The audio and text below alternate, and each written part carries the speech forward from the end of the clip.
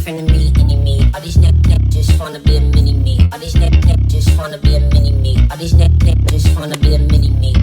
Всем привет, меня зовут Ира, я переделываю свой чердак. В этом выпуске я буду перекрашивать стены, перешлифовывать балки и сделаю вот этот стул. Его там почти не видно. Сейчас вам покажем еще одну картинку. Как Вова ее называет, это будет моя покрасочная зона. Я начну вести бьюти-бложки. Да нет, конечно же нет, но краситься мне будет точно комфортнее. Спинка будет буковая, я попробую ее гнуть.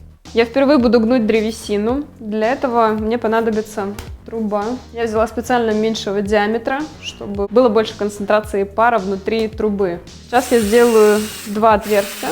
Внутрь трубы будут помещаться две вот такие выточенные из бука заготовки. Я уже предварительно их замочила, они провели сутки в воде.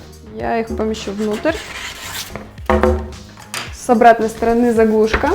Я ее сейчас просверлю. В эти отверстия я вставлю вот такую перемычку. Труба будет находиться вертикально, пар будет проникать внутрь трубы. А пар будет идти из чайника. Он распаривается, и потом супер быстро надо попробовать его согнуть. На это есть несколько секунд.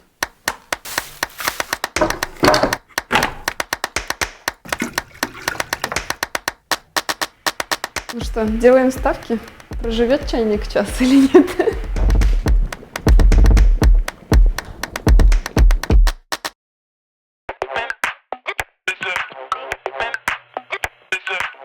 Приступаю к самому сложному, скорее всего, это шпаклевка и покраска стен. Также мне нужно будет пошлифовать балки и покрыть их всем маслом. Там куча комментариев было, как это по-русски, сначала сделать мебель, а потом красить стены. Ну уж извините, какие у нас съемочные планы, так мы их и придерживаемся. С самого начала у меня была какая-то тактика. Вова, пошли комод перенесем.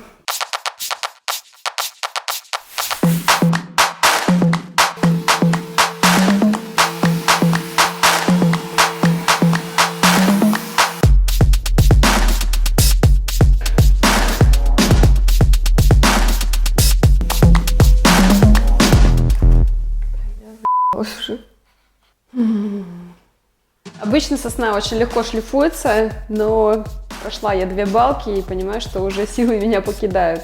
Я решила слегка упростить себе задачу и продолжать грубый съем обычным электрическим рубанком. Работы еще вот так вот много.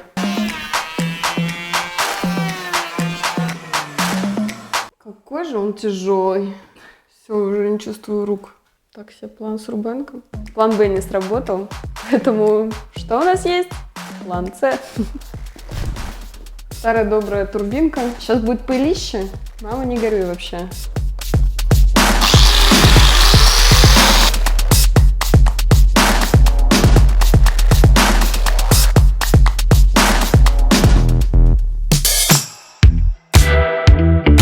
Теперь нужно сделать форму для изгибания. Основу для формы я буду делать из фанеры. Сейчас я распилю лист. Мне нужен прямоугольник 70 на 60. Я нарисовала очертания будущей спинки. Буду использовать вот такие бруски в качестве опоры. Два бруска у меня будут прикручены по краям. Один брусок будет у меня находиться вот здесь. Для хамам вообще. Да пожарче, чем хамам. Вообще фазу вырубила, да? Ля, вот это очень плохо. Нет! Нельзя прерывать процесс вообще. Так, ну что, это значит, надо пробовать уже сейчас.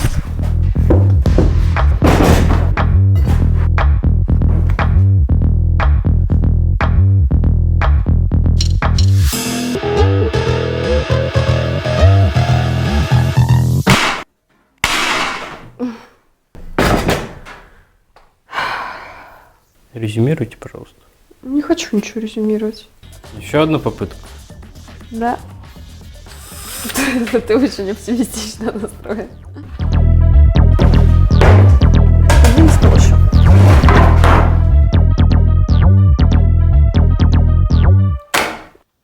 Детали у меня сломались, которые я пыталась согнуть. Я думаю, что в этом несколько причин. Первое, я некорректно сделала форму, по которой я пыталась согнуть. Там были слишком острые углы. И еще одна причина была слишком короткие заготовки. Недостаточно было рычагов. В общем, от этого тоже оно, скорее всего, сломалось. Все причины, которые я знаю. Если вы еще знаете, напишите. А потом будет еще на финалочке. Они все поломались, потом вставка вообще. Я не знаю почему. И потом напишите в комментариях. Детали у меня сломались, поэтому нужно было оперативно что-то придумать. Ничего лучше, чем склеить из сегментов, я не придумала.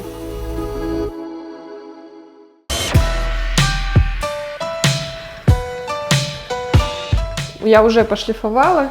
И сейчас я покрою маслом все это добро.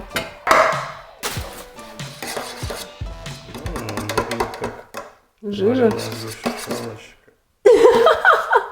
Хоть у одного человека есть еще такая ассоциация, как у Вовы? Хоть кто-нибудь думает, что это вареная сгущенка?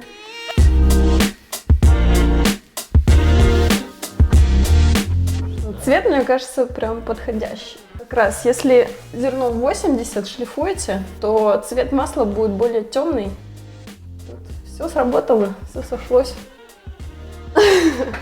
Балки уже начисто отшлифованы и покрыты. Мне нужно перед покраской их защитить. Сейчас я буду пленкой заклеивать все, что не должно быть покрашено.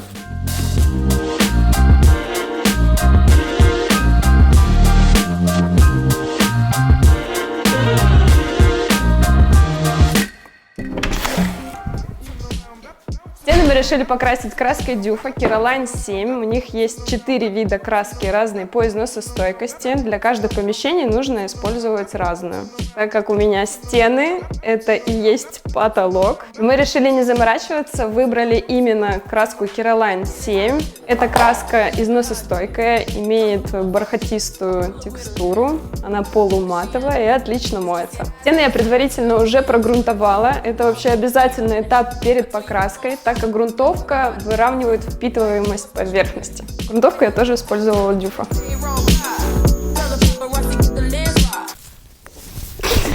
О боже, что за костюм?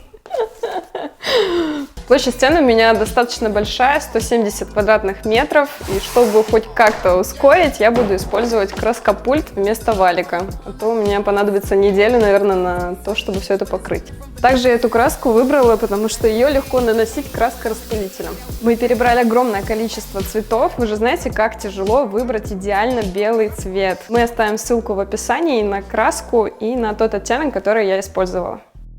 По поводу скафандра, в котором я только что красила, в нем невозможно долго находиться, кожа вообще не дышит, он не пропускает воздух, и 170 квадратов я не осилю покрасить в нем, и поэтому буду красить в этом.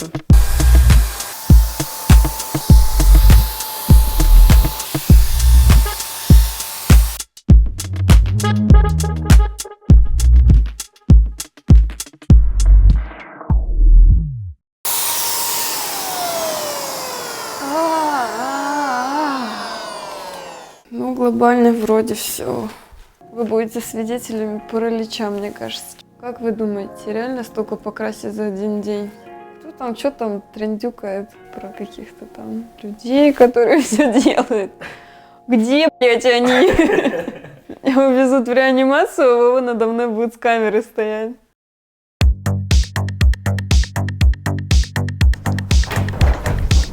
О, пойдемте покажу. Классный? Да. Им всего 2 дня. Совсем крошки. Все, пойдем на улицу.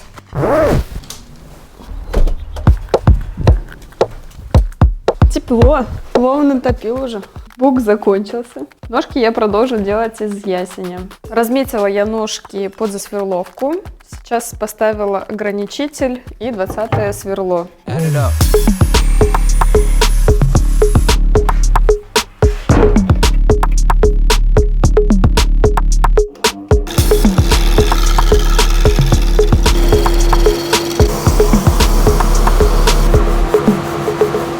задних ножек изгибающая часть будет переходить в нижнюю часть ножки. Будет она состыковываться шип-паз. Здесь я выбрала шип, а в той детали буду высверливать отверстие.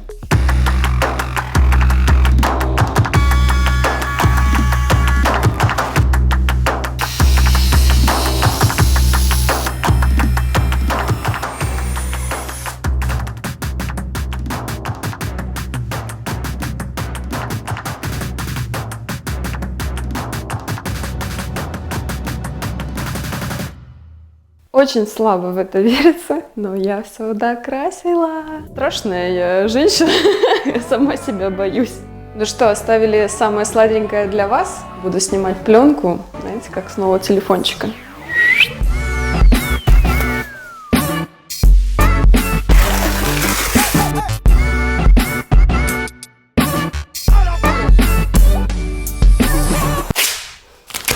Надо избавиться от тела. Нет, тело не делать. Место преступления зачищено. Довольно просто делать обвязку. Нужно слегка приноровиться. Задняя перемычка у стула короче, чем передняя. Поэтому вначале сделала небольшую намотку жгута и дальше уже приступила к основной переплетке. Начало жгута я пристреляла к левой перемычке и завожу клубок под переднюю перемычку. Обвожу, завожу под левую перемычку. Обвожу, завожу под правую перемычку. И опять под задней, правой. Я не знаю, как это. Я не могу рассказать, не показывая.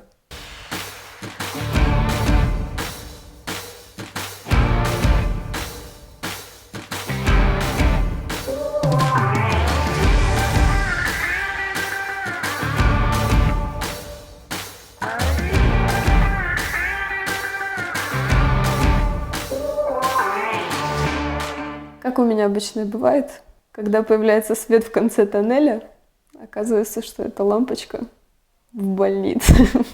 Короче, это жесть какая-то. Джут так себе, мягко говоря, подходит для сидушки. Я уже вся волосатая. Это вот сыпется, он вообще не скользит. У меня уже кровь просто под ногтями. Все сместилось в углы, и я сейчас только поняла, что в центре у меня тупо отверстие. Сказать, что я расстроена, не сказать ничего. Просто мы снимаем это видео уже, 10 дней.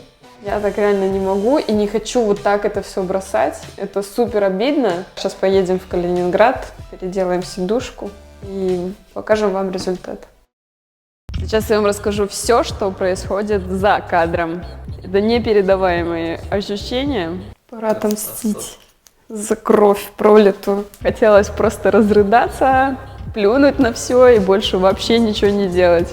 В общем, мы приняли волевое решение поехать в Калининград и искать альтернативу этого джута.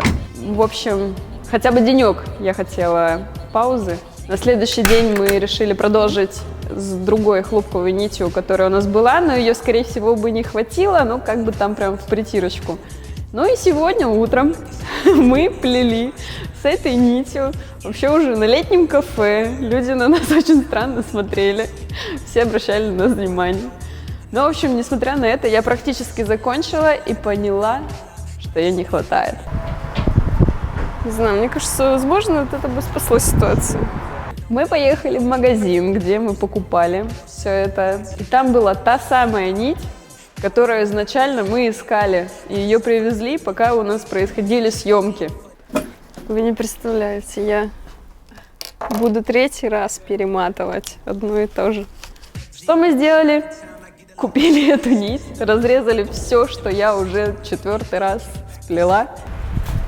Просто передача необъяснима, но факт. И таран! Мне кажется, мы не зря это сделали. Вот теперь у меня прям чувство удовлетворения. И ради всего этого и было все затеяно. Ради этого стоит жить. О, хочешь присесть? Кресло тебе понравилось больше, кажется, по твоему выражению лица. Ну, удобное так-то. Блин, оно мягонькое такое. Я думаю, джут бы царапал твою жопку. Разрезал бы, я сказала. Кровь вообще просто. В следующем видео я буду заканчивать, наконец-таки, переделку чердака моей спальни, и мы для вас анонсируем еще кое-что очень интересное, поэтому обязательно подписывайтесь на наш канал. Я думаю, это видео точно заслуживает лайки. Всем пока!